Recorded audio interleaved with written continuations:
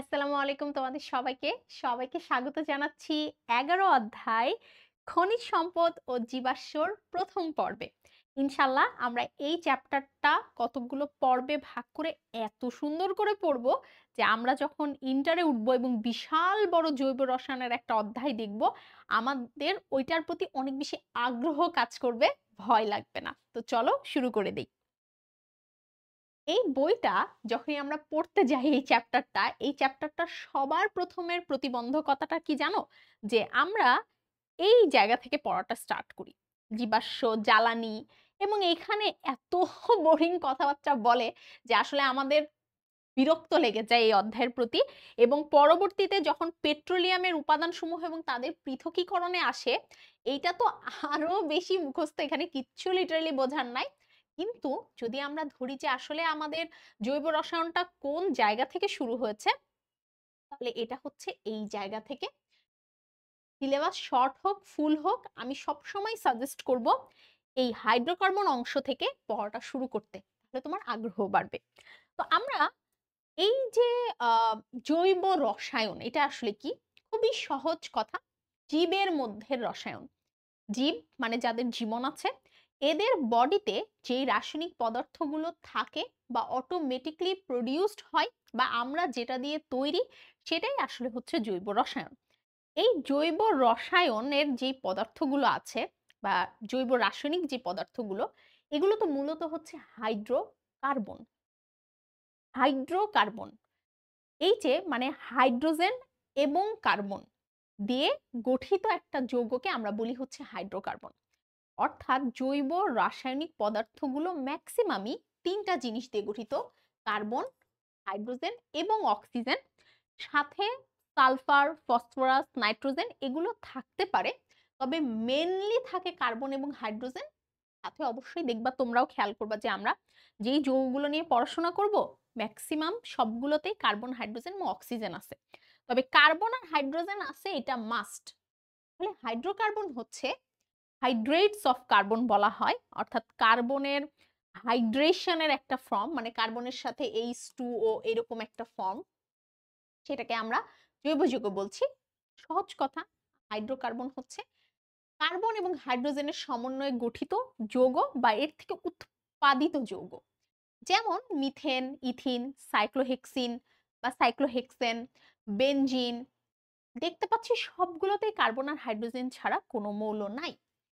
Hydrocarbon মূলত দুই প্রকার, একটা হচ্ছে অ্যালিফেটিক হাইড্রোকার্বন, একটা হচ্ছে অ্যারোমেটিক হাইড্রোকার্বন। এই জায়গাগুলোতে আমরা পরে ফোকাস করব, এখানে যে নামগুলো দেওয়া আছে সেগুলোতে। তো আমরা শুরুতে জানলাম হাইড্রোকার্বন কি, এবং সাথে এটা জানলাম যে একটা হাইড্রোকার্বনকে আমরা দুই ভাগে ভাগ করতে পারি। একটা হচ্ছে অ্যালিফেটিক, মানে হচ্ছে ফ্যাট, অর্থাৎ এটা হচ্ছে চর্বি জাত। ফ্যাট মানে তো চর্বি, সো এরা হচ্ছে চর্বি রিলেটেড। আর অ্যারোমেটিক মানে হচ্ছে অ্যারোমা, মানে সুগন্ধ রিলেটেড। এরপরে যে জায়গাটাতে আমরা আসি, অ্যালিফেটিক হাইড্রোকার্বন। অ্যালিফেটিক কথাটার অর্থ হচ্ছে চর্বিজাত, এবং এই শ্রেণীর হাইড্রোকার্বন মূলত প্রাণীর চর্বি থেকে পাওয়া যায়, তাই এই হাইড্রোকার্বনের নাম আমরা অ্যালিফেটিক দিয়েছি। এরপরে এদের ক্লাসিফিকেশন আছে, আমি এখানে আসবো। আমরা আগে পড়ে নিই একটু অ্যারোমেটিকটা কি। অ্যারোমেটিক হচ্ছে গ্রিক শব্দ থেকে এসেছে, যার মানে হচ্ছে সুগন্ধ, এবং প্রথম যে যৌগগুলো পাওয়া গিয়েছিল তারা সুগন্ধযুক্ত ছিল, তাই এখান থেকে ওদের নাম হয়ে গিয়েছে হচ্ছে অ্যারোমেটিক জৈব যৌগ বা অ্যারোমেটিক হাইড্রোকার্বন। এখন এই যে অ্যালিফেটিক যারা, এদেরকে আমরা আবার দুই ভাগে ভাগ করতে পারি। একটা হচ্ছে মুক্ত শিকল, আমাদের যাদের শিকলগুলো হচ্ছে মুক্ত, এরকম ওপেন থাকে, একজন আরেকজনের সাথে জাস্ট এরকম এরকম করে লম্বা লাইন হয়ে দাঁড়ায় থাকে। যখন এই লাইনটা আমি গোল করব, যখন এই লাইনটা আমি ট্রায়াঙ্গেল করব, রেক্ট্যাঙ্গেল করব, ত্রিভুজ, চতুর্ভুজ, পঞ্চভুজ, ষষ্ঠভুজ, ষড়ভুজ করব, তখন কিন্তু চেন ওপেন থাকলো না, ওই দুই প্রান্তের চেন এসে আবার এক জায়গায় ক্লোজড হলো। তো আমরা বলতে পারি যে সকল অ্যালিফেটিক হাইড্রোকার্বন দুই ভাগে বিভক্ত। একটা হচ্ছে মুক্ত শিকল, মানে যাদের চেইনগুলো হচ্ছে মুক্ত অবস্থায় থাকে, এবং আরেকটা হচ্ছে বদ্ধ শিকল, যাদের চেইনগুলো হচ্ছে বদ্ধ, বা ওই লাস্টের যে দুই প্রান্ত আছে সেই দুই প্রান্ত একে অপরের সাথে আটকানো অবস্থায় থাকে। মুক্ত শিকল হাইড্রোকার্বন, ওপেন চেইন হাইড্রোকার্বন যেটা, যে সকল হাইড্রোকার্বনের কার্বন শিকলের দুই প্রান্তের কার্বন দুটি মুক্ত অবস্থায় থাকে, মানে এই যে আমরা একটা উদাহরণ দেখছি, এরকম এরকম এরকম এরকম, অর্থাৎ কার্বনগুলো পরপর পরপর আছে, কিন্তু এই কার্বনকেই যদি আমি এরকম একটা মাথা দিয়ে যুক্ত করে দিতাম, এরকম একটা মাথা দিয়ে যুক্ত করতাম, বা এরকম একটা মাথা দিয়ে যুক্ত করতাম, তাহলে এটা হয়ে যেত বদ্ধ শিকল। আর সেম আমি যদি এখন চিন্তা করি যে তাহলে হচ্ছে বদ্ধ শিকল কারা, এই যে খেয়াল করব, বদ্ধ শিকল হচ্ছে যে হাইড্রোকার্বনের কার্বন শিকলের দুই প্রান্ত পরস্পরের সাথে যুক্ত হয়ে একটা বলয় বা চক্র তৈরি করেছে, আমরা দেখতে পাচ্ছি, সেটা হচ্ছে আমাদের বদ্ধ শিকল। এখন এই মুক্ত শিকল হোক বা বদ্ধ শিকল হোক, মুক্ত শিকলকেও দুই ভাগে ভাগ করা যায়, সম্পৃক্ত এবং অসম্পৃক্ত। বদ্ধ শিকলকেও দুই ভাগে ভাগ করা যায়, সম্পৃক্ত এবং অসম্পৃক্ত। তোমরা যারা নোটটা পেয়েছো, নোটটা হাতে পেয়েছো, তারা জানো যে এত বড় অংশটাকে খুব শর্ট করে এক পেজের মধ্যে লেখা আছে। মূলত হাইড্রোকার্বনের যে অংশটা আমরা শুরুতে পড়ছি, এই অংশটা দুটো জায়গার জন্য ইম্পর্টেন্ট। একটা হচ্ছে এমসিকিউ, আর হচ্ছে সংক্ষিপ্ত প্রশ্ন অথবা অনুধাবনমূলক প্রশ্ন।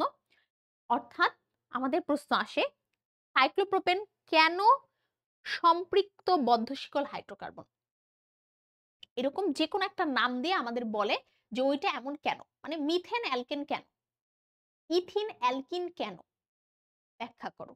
এই টাইপের প্রশ্নগুলো বেশি আসে, তো সেটা লেখার ধরনও আমরা শিখবো। আগে আমরা ক্লিয়ারলি এটা বুঝে নিই। তাহলে একটা মাইন্ডের মধ্যে আমরা একটা ছক কেটে ফেলাই। হাইড্রোকার্বন দুই প্রকার, একটা হচ্ছে আমাদের অ্যালিফেটিক, আরটা হচ্ছে অ্যারোমেটিক। অ্যালিফেটিক যারা, তারা দুই প্রকার, মুক্ত শিকল, বদ্ধ শিকল। আবার এই মুক্ত শিকলরা দুই ভাগে ভাগ হয়েছে, একটা হচ্ছে সম্পৃক্ত, একটা হচ্ছে অসম্পৃক্ত। বদ্ধ শিকলরা আবার দুই ভাগে ভাগ হয়েছে, একটা সম্পৃক্ত, একটা অসম্পৃক্ত। একদম পানির মতো সহজ জিনিস। হ্যাঁ? এটা কি হাইড্রো কার্বন, কি কি বলো, এটা এবং এটা অ্যালিফেটিক,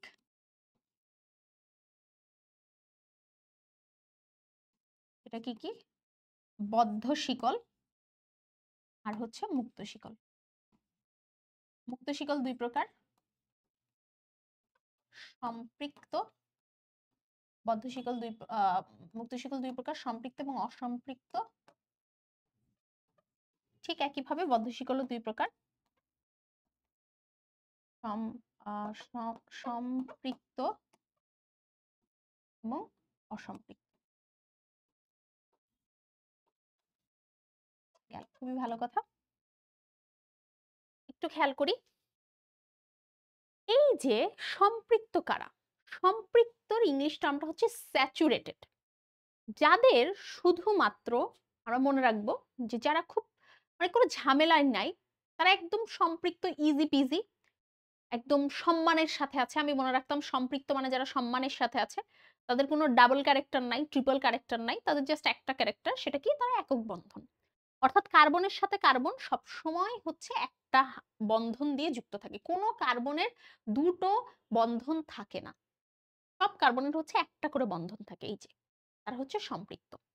আর যাদের হচ্ছে দুটো করে বন্ধন থাকে বা তিনটা করে বন্ধন থাকে, কার্বনের কখনো চারটা বন্ধন থাকে না, তো কারণ চারটা বন্ধন থাকলে ওখানে আর হাইড্রোজেন নেওয়া যাবে না, কার্বন কার্বনের সাথেই বন্ধন হয়ে যাবে, এক্সট্রা হাইড্রোজেনের দরকার পড়বে না।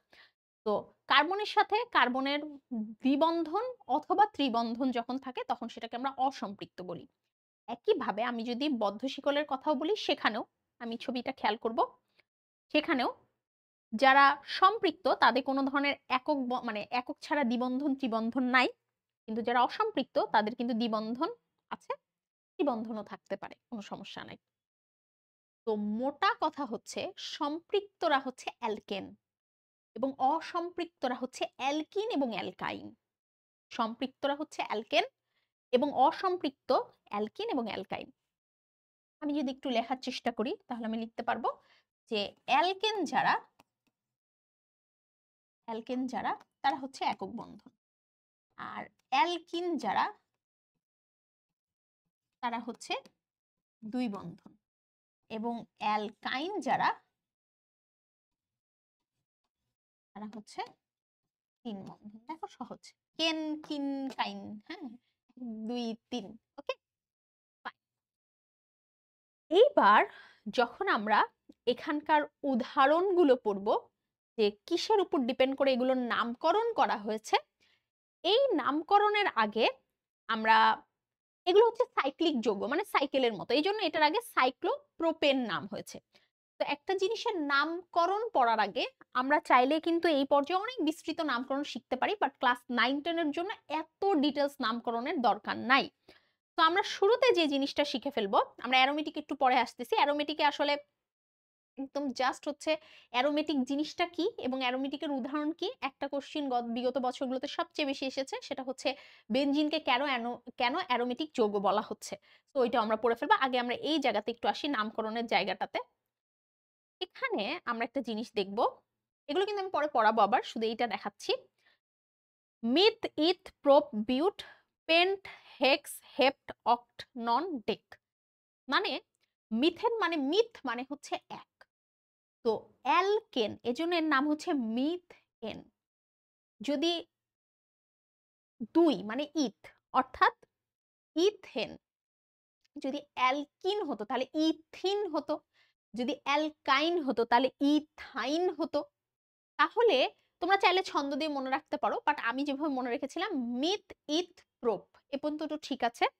তারপর হচ্ছে বিউট, মিথ, ইথ, প্রোপ, বিউট। অনেকে মি পিবি এভাবে মনে রাখে, মি পিবি মানে হচ্ছে মিথ, ইথ, প্রোপ, বিউট। পেন্টা মানে 5, হেক্সা মানে 6, হেপ্টা মানে 7, অক্টা মানে 8, নন 9 মানে নন 9, ডেকেন মানে 10। এইটার উপর ডিপেন্ড করে আমাদের এই নামকরণগুলো আসলে হয়। তো একবার যখন আমি মিথেন থেকে একদম হচ্ছে নন ডেকেন পর্যন্ত পড়ে ফেলতেছি, আমার কিন্তু আর বারবার বারবার হচ্ছে এগুলা পড়ার দরকার পড়ছে না। তখন আমি এমনিই জানতেছি, যখন আমাকে একটা সাইক্লোপ্রোপেন আঁকতে বলছে, তুমি একটু খেয়াল করো, যখন আমাকে একটা সাইক্লোপ্রোপেন আঁকতে বলছে তখন সেটা 3 কার্বনের হবে, মানে একটা সাইক্লোপ্রোপেন, এটা কি একটা সাইক্লোপ্রোপেন। তো প্রোপেন মানে তো 3 কার্বন, তো এটা সাইক্লিক, তাহলে আমি এরকম করে আগে এঁকে নিব। আচ্ছা ভালো কথা। এখন এই কার্বনের কয়টা হাত? একটা, দুটো হাত। তাহলে প্রতিটা কার্বনের কয়টা করে হাত? অর্গানিক কেমিস্ট্রি পড়তে গেলে সবসময় মনে রাখতে হয় প্রতিটা কার্বনের 4টা করে হাত। তো 2টা হাত হইছে, তাহলে আমি আর বাকি 2 হাতে 2টা হাইড্রোজেন দিয়ে দিই, 4টা হাত পূরণ হয়ে গেল। এখানেও 2টা হাত, বাকি 2 হাতে 2টা হাইড্রোজেন দিয়ে দিই, বাকি 2 হাতে 2টা হাইড্রোজেন দিয়ে দিই, তাহলে এটা সাইক্লোপ্রোপেন হয়ে গেল। একইভাবে যদি আমি সাইক্লোবিউটেন আঁকি, যেহেতু এটা অ্যালকেন, এটাতে কোনো ধরনের হচ্ছে দ্বিবন্ধন থাকবে না, ত্রিবন্ধন থাকবে না, এটার কয়টা হাত? দুটো। তাহলে আমি এখানে যদি দুটো দিই তাহলে হচ্ছে মিলে যাচ্ছে। আপু এখন আমাকে একটু প্রোপিন একে দেখান তো, প্রোপিন একে। আচ্ছা ঠিক আছে, তোমাকে আমি প্রোপিন একে দেখাচ্ছি, দেখো। এখন তুমি ডিসিশন নিবা তুমি কোন জায়গাতে ডাবল বন্ড দিবা। মনে করো তুমি এই জায়গায় ডাবল বন্ড দিছো, তাহলে এই কার্বনের কয়টা হাত? একটা, দুটো, 3টা হাত না? 3টা হাত হয়ে গেছে, তার মানে ও শুধু একটা এইচ নিতে পারবে। এই কার্বনের কয়টা হাত? একটা, দুটো, 3টা হাত হয়ে গেছে, তার মানে শুধু ও একটা হাইড্রোজেন নিতে পারবে। এই কার্বনের কয়টা হাত? 2টা হাত না? তাহলে ও দুটো হাইড্রোজেন নিতে পারবে, কারণ 4টা হাত পূরণ করতে হবে। এটাই তো সাইক্লোপ্রোপিন। সাইক্লোবিউটিন যদি আঁকতাম, তাহলে আমি এখানে যখন ডাবল বন্ড দিচ্ছি এখান থেকে আমার একটা করে করে হাইড্রোজেন মুছে যেত, এই যে একটা করে করে হাইড্রোজেন মুছে যেত। ক্লিয়ার? তুমি গুণে দেখবা যে কার্বনের হাত পূরণ হয়েছে কিনা। এখন পরীক্ষায় আসে যে এই যে এটা যে বদ্ধ শিকল সম্পৃক্ত, এটা তুমি প্রমাণ করো। তো তোমাকে তোমার কোশ্চেনে দুটো সেগমেন্ট থাকবে, একটা থাকবে হচ্ছে বদ্ধ কেন, সেটা বলতে হবে যে এখানে দেখতেছি যে কার্বনের সাথে কার্বন হচ্ছে মানে মুক্ত অবস্থায় নাই, আবার হচ্ছে মানে একে অপরের সাথে আটকানো বা লাগানো অবস্থায় আছে, এই কথাটা তোমাকে এখানে উল্লেখ করতে হবে। তারপরে আরেকটা যেটা সম্পৃক্ত কেন, কারণ আমরা জানি সম্পৃক্ত মানে হচ্ছে যাদের একক বন্ধন থাকে, যাদের দ্বি-ত্রি-বন্ধন থাকে তারা সম্পৃক্ত না, তারা অসম্পৃক্ত। তাহলে তোমার কোশ্চেনে কিন্তু অবশ্যই দুটো সেগমেন্ট থাকবে এবং দুটো সেগমেন্টেরই কি থাকবে? ইংলিশ নাম থাকবে। বদ্ধ মানে হচ্ছে ক্লোজড চেইন, অসম্পৃক্ত বা সম্পৃক্ত মানে স্যাচুরেটেড বা আনস্যাচুরেটেড। এই টার্মগুলোর থেকে সাথে যদি স্ট্রাকচারটা আঁকতে পারো খুবই ভালো, কারণ পরীক্ষাতে শুধু বলবে যে সাইক্লোপ্রোপেন কেন হচ্ছে আমাদের মানে বদ্ধ শিকল সম্পৃক্ত। এটা তুমি ব্যাখ্যা করো।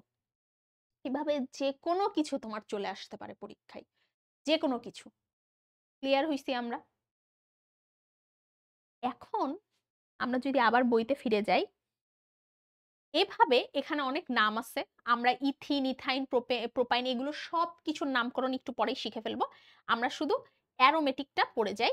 তো অ্যারোমেটিকের মধ্যে আমরা আমাদের বইতে ২ রকমের অ্যারোমেটিক যৌগের নাম আছে। একটা হচ্ছে বেনজিন, একটা হচ্ছে ন্যাপথলিন। সো বেনজিন হচ্ছে একটা হেক্সেন আর ন্যাপথলিন হচ্ছে আরেকটা হেক্সেন। কিন্তু তোমাকে একটা জিনিস জানতে হবে যে বেনজিনকে আমরা এভাবে আঁকতে পারি, আমরা এভাবেও আঁকতে পারি। কিন্তু যখন আমরা এভাবে আঁকবো এটা বেনজিন না। এটা কি? এটার কয়টা মাথা আছে? ৬টা না? সো এটা হচ্ছে সাইক্লোহেক্সেন। সাইক্লোহেক্সেন অর্থাৎ ভেতরে এরকম একটা একটা পরপর দাগ না দিলে আমরা বলেছি একান্তর, মানে একান্তর দ্বিবন্ধন মানে কি? একটা দ্বিবন্ধন, একটা দ্বিবন্ধন বাদ একটা দ্বিবন্ধন, একটা দ্বিবন্ধন, একটা দ্বিবন্ধন বাদ একটা দ্বিবন্ধন, একটা দ্বিবন্ধন, একটা দ্বিবন্ধন বাদ একটা দ্বিবন্ধন। এই যে একটা দ্বিবন্ধন বাদ একটা দ্বিবন্ধন, একটা দ্বিবন্ধন বাদ একটা দ্বিবন্ধন, এই যে ঘটনাটা, এটাকেই আমি বলতেছি হচ্ছে অ্যারোমেটিক যৌগ। অর্থাৎ অ্যারোমেটিক যৌগ হওয়ার জন্য একটা দ্বিবন্ধন আরেকটা বাদ, একটা দ্বিবন্ধন আরেকটা বাদ হতে হয়। অথবা এদের মধ্যে সঞ্চারণশীল পাই ইলেকট্রন থাকে, মানে এদের মধ্যে ইলেকট্রনগুলো ঘুরতে থাকে। এই জন্য এটাকে আমি এরকম গোল আকারেও দেখাতে পারি। এটাও বেনজিন, এটাও বেনজিন, কিন্তু এটা বেনজিন না। এটা হচ্ছে সাইক্লোহেক্সেন। পরীক্ষায় এটা ভুল হবেই হবে, কারণ তোমাদের লেভেলে এইটা জানার পরিধি নাই। কিন্তু বইতে বলে দিছে যে এই জিনিসটা যে বেনজিন, এটা কোথাও বইতে বলে নাই। ইভেন এই জিনিসটাও যদি আমি হচ্ছে এইভাবে আঁকি, এটা কিন্তু ন্যাপথলিন না। বেনজিনের হচ্ছে আম, সংকেত হচ্ছে C6H6। এখানে দেখবো কার্বন 6টা আছে, হাইড্রোজেনও 6টা আছে গুনলে। আর ন্যাপথলিনের সংকেত হচ্ছে C10, কার্বন হচ্ছে 10টা আছে এবং H হচ্ছে 8টা আছে। তো এই দুটো সংকেত সহ আমাদের এটা পড়লেই হবে। পরীক্ষায় আসবে বেনজিন কেন অ্যারোমেটিক যৌগ ব্যাখ্যা করো, ন্যাপথলিন কেন অ্যারোমেটিক যৌগ ব্যাখ্যা করো, এটা পরীক্ষায় আসে। খ মার্কে বা এবার শর্ট কোশ্চিনে আসবে। তো অ্যারোমেটিক যৌগগুলো সাধারণত ৫, ৬ কিংবা ৭ সদস্যের সমতলীয় যৌগ। আমরা দেখলাম যে কার্বন হচ্ছে ৬ থাকে, 10 থাকে, যে কোনো সদস্যের থাকতে পারে। সমতলীয় মানে একই তলে অবস্থান করে এই যৌগগুলা। এগুলোতে একান্তর দ্বিবন্ধন থাকে, অর্থাৎ একটা কার্বন একটা কার্বনের দ্বিবন্ধন, একটা কার্বনের একক বন্ধন এভাবে থাকে। তোমাকে এই পয়েন্টগুলো উল্লেখ করতে হবে। যারা নোটটা নিয়েছো তারা জানো যে এই পুরো অংশটা এতক্ষণ যা যা পড়াইছি এটা জাস্ট আমি এক পেজের, হাফ পেজের মধ্যে তোমাদেরকে লিখে দিছি। তো তোমরা যারা নোট নাওনি তারা কিভাবে এটা নোট করে নিবা? খুবই ইজি। তোমরা খালি নামগুলো লিখবা, মেইন পয়েন্টটা লিখবা। অর্থাৎ বদ্ধ শিকল মানে কি? বদ্ধ শিকল মানে কার্বন কার্বন আটকানো থাকবে। মুক্ত শিকল মানে কার্বন কার্বন ওপেন থাকবে। অসম্পৃক্ত মানে যেখানে হচ্ছে কার্বনের দ্বি বা ত্রি বন্ধন থাকবে। সম্পৃক্ত মানে কার্বনের একক বন্ধন থাকবে এবং সাথে তোমরা উদাহরণ লিখবা। সম্পৃক্তের উদাহরণ অ্যালকেন, সকল অ্যালকেন। অসম্পৃক্তের উদাহরণ সকল অ্যালকিন এবং অ্যালকাইন। একইভাবে এখানেও সেম। সো আমাদের এটা পড়া ডান গেল। এরপর আমরা চলে আসি সমগোত্রীয় শ্রেণী কি। অলরেডি আমরা জেনে গেছি সমগোত্রীয় শ্রেণী কি।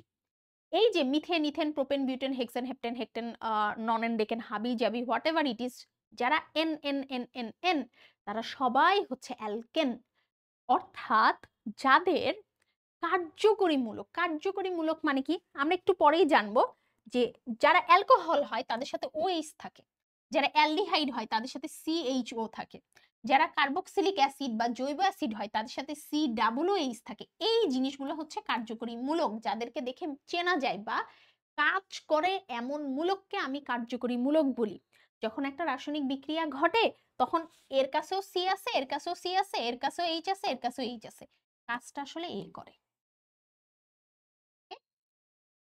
যেরকম স্টুডেন্ট সবাই, বাট এক্সেপশনালি পড়াশোনা যে করে সে আসলে ভালো রেজাল্ট করে। একইভাবে ওই যে এক্সেপশনালি যে একটা এক্স ফ্যাক্টর থাকে, ওই এক্স ফ্যাক্টরটাই হচ্ছে কার্যকরী মূলক। এখন এই যে কার্যকরী মূলক, যে সকল যৌগের কার্যকরী মূলক একই হওয়ায়, অর্থাৎ সকল অ্যালকোহলের কার্যকরী মূলক হচ্ছে OH হওয়ায় তাদের ভৌত এবং রাসায়নিক ধর্মের মধ্যে গভীর মিল থাকে। অর্থাৎ সকল অ্যালকোহল এক ধরনের বিক্রিয়া করতে ভালোবাসে, সকল অ্যালকেন এক ধরনের বিক্রিয়া করতে ভালোবাসে, কিন্তু যেমন সকল অলস স্টুডেন্ট পড়াশোনা না করতে ভালোবাসে, সকল ফাঁকিবাজ স্টুডেন্ট অজুহাত দিতে ভালোবাসে। এরকম ভাবে এখন একটা ফাঁকিবাজ স্টুডেন্ট আর অলস স্টুডেন্টের বৈশিষ্ট্য কিন্তু সেম না, দুটাই স্টুডেন্ট বাট বৈশিষ্ট্য হুবহু সেম না।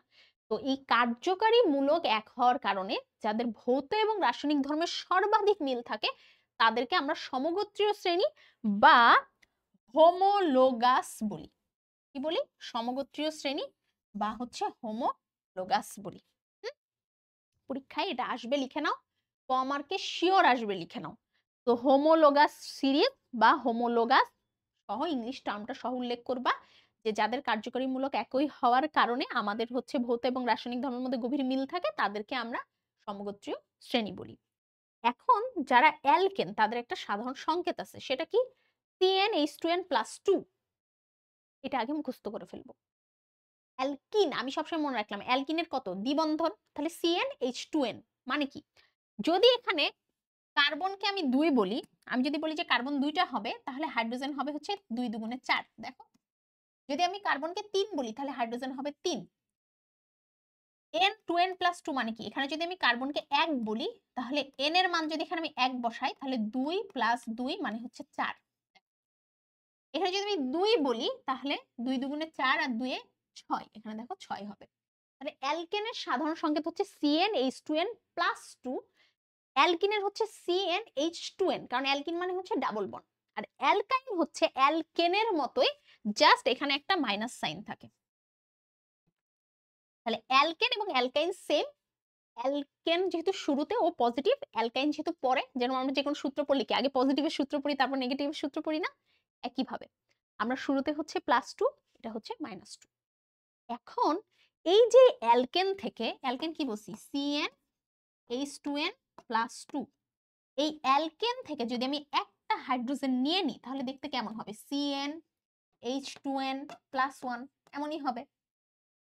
এটাকে বলে অ্যালকাইল মূলক, অর্থাৎ এটার নাম হবে মিথাইল, প্রোপাইল, বিউটাইল, হেপটাইল, হেক্টাইল, ননাইল, ডেকাইল। এর নাম হচ্ছে অ্যালকাইল মূলক। পরীক্ষায় কিন্তু আসতে পারে অ্যালকাইল মূলক কাকে বলে। অ্যালকাইল মূলক হচ্ছে যখন অ্যালকেন থেকে একটা হাইড্রোজেন নিয়ে নেওয়া হয় তখন যেটা তৈরি হয় সেটা হচ্ছে অ্যালকাইল মূলক।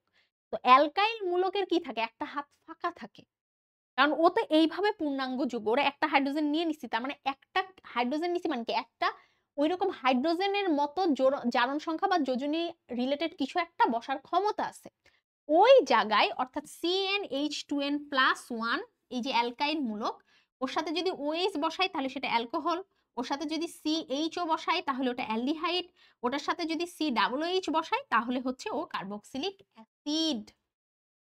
সবাই বুঝছি? সমস্যাটা কোথায় জানো? অ্যালকিন এবং অ্যালকাইনে মিথিন এবং ইথাইন হয় না। কেন হয় না? একদম সিম্পল অ্যান্সার। যখন একটা কার্বন আরেকটা কার্বনের সাথে ডাবল বন্ড করে, অলরেডি তো 2টা কার্বন হয়ে গেছে, আমি ওকে কেমনে বলবো যে মিথিন হোক? মিথিন কেমনে হবে? মিথিন হওয়ার জন্য তোকে একটা কার্বন লাগবে, একটা কার্বন তো একটা কার্বনের সাথে কেমনে ডাবল বন্ড করবে? পারবে? পারবে না। এজন্য শুধুমাত্র অ্যালকিন এবং অ্যালকাইন যারা, ওদের প্রথম সদস্য হচ্ছে ইথিন এবং ইথাইন। কি? ইথিন এবং ইথাইন। বাকিরা কিন্তু দেখো এই যে মিথানল, এটা ইথানল লেখা আছে বাট এটা কিন্তু মিথানেলও হয়। কিভাবে ইথানল হয়? HCHO, এটা হচ্ছে মিথানেল। অ্যালডিহাইডের নাম হচ্ছে ন্যাল হয়, এটা যেমন নল হয় এটা ন্যাল হয়। আবার ইথানোইক অ্যাসিড যে সে এমন না, তাহলে মিথানোইক অ্যাসিড যে সে হবে এমন। একদম ইজি, এটাতে কিন্তু কোনো সমস্যা নাই। সমস্যা হচ্ছে ইথিন এবং ইথাইন, ওরা মিথিন এবং মিথাইন হয় না। তো আমাদের মনে রাখতে হবে অ্যালকিন এবং অ্যালকাইনের প্রথম সদস্য হচ্ছে মিথিন না ইথিন এবং ইথাইন। ওকে, বাদ বাকিগুলোতে হয় বাট হয়তো ফর্মুলা ফলো করে না, যেহেতু কার্বন লেখা ছিল ওই কার্বনের ফর্মুলাটা হয়তো ফলো করবে না। বাট ও কিন্তু হয়। এই যে মিথানেলও হয়, তারপরে হচ্ছে মিথানেল হয়, নল হয় এবং হচ্ছে মিথানোয়িক অ্যাসিডও হয়। হুম? ঠিক আছে? তো আমরা হাইড্রোকার্বন এবং সমগোত্রীয় শ্রেণী একই সাথে নামকরণ যতটুকু শিখেছি না, এইটাই এনাফ আমাদের পরীক্ষার জন্য। এর বেশি নামকরণ আমাদের পড়ার দরকার নাই। এসএসসি লেভেলে আমাদের এর বেশি নামকরণ আমাদের লাগবে না। বিক্রিয়া করতে গিয়ে আমরা যে ২-১ টা নামকরণ পাবো, শুধু সেগুলো শিখে নিলেই হবে। এর পরের পর্বগুলোতে আমরা ধাপে, ধাপে অ্যালকেন, অ্যালকিন, অ্যালকাইন এভাবে প্রতিটা পর্বে একটা, একটা করে ধরে, ধরে শেষ করব। যদিও তোমরা জানো যে পড়ার সিস্টেম হচ্ছে অ্যালকেন যখন পড়বো, অ্যালকেনের মানে যেকোনো একটা বিক্রিয়ার ২ টাইপের অংশ থাকে। একটা হচ্ছে সেটা কিভাবে প্রস্তুত করব, অর্থাৎ অ্যালকেন কিভাবে প্রস্তুত করব এবং অ্যালকেন কি, কি বিক্রিয়া করে। তো ওয়াইজ ডিসিশন হচ্ছে সবগুলো প্রস্তুতি আগে পড়ে ফেলা। মানে অ্যালকেন কিভাবে প্রস্তুত হয়, অ্যালকিন কিভাবে, অ্যালকাইন কিভাবে, অ্যালকোহল কিভাবে, সবগুলো প্রস্তুতি একসাথে পড়া এবং সবগুলোর বিক্রিয়া একসাথে পড়া। এটা হচ্ছে ওয়াইজ ডিসিশন। বাট যেহেতু আমাদের বইতে অ্যালকেন একসাথে সাথে করে আছে, সো আমি ওভাবে পড়বো। বাট তোমরা নোট করার সময় মানে পড়া শেষ হয়ে গেলে নোট করার সময় অবশ্যই আগে হচ্ছে বিক্রিয়াগুলো নোট করবা, মানে প্রস্তুতির বিক্রিয়াগুলো। তারপরে হচ্ছে রাসায়নিক বিক্রিয়াগুলো নোট করবা। এই অধ্যায়টার আজকে যে পর্বটা পড়েছি, এই পর্বটা বেশ ইম্পোর্টেন্ট। এই পর্ব থেকে আমরা হচ্ছে অনেকগুলো এমসিকিউ কমন পাবো। শর্ট কোয়েশ্চেন 100% কমন পাবো। আমরা অন্যান্য চ্যাপ্টার লেখারও মানে চ্যাপ্টার থেকে সৃজনশীল লেখারও যারা টার্গেট নিয়েছি, তাদের জন্য এই অংশটা অনেক ইম্পোর্টেন্ট। কারণ এখান থেকে আসবে যে মিথানল কেন একটি অ্যালকোহল? যেকোনো কিছু দিয়ে বলবে ওইটা কেন অমন? তখন এই যে সমগোত্রীয় শ্রেণী, কার্যকরী মূলক, ওটা কিভাবে হলো, তারপরে হচ্ছে ওটার ভৌত ধর্মাবলী যে মিলে যায়, সকল কিছু ধাপে, ধাপে তোমাকে উল্লেখ করতে হবে। তো দেখা হচ্ছে ২য় পর্বে। ১ম পর্বটা কেমন লাগলো অবশ্যই কমেন্টে জানাবা। তোমাদের রেসপন্স এর উপর ভিত্তি করে খুব দ্রুতই ২য় পর্বটা দিয়ে দিব। আল্লাহ হাফেজ।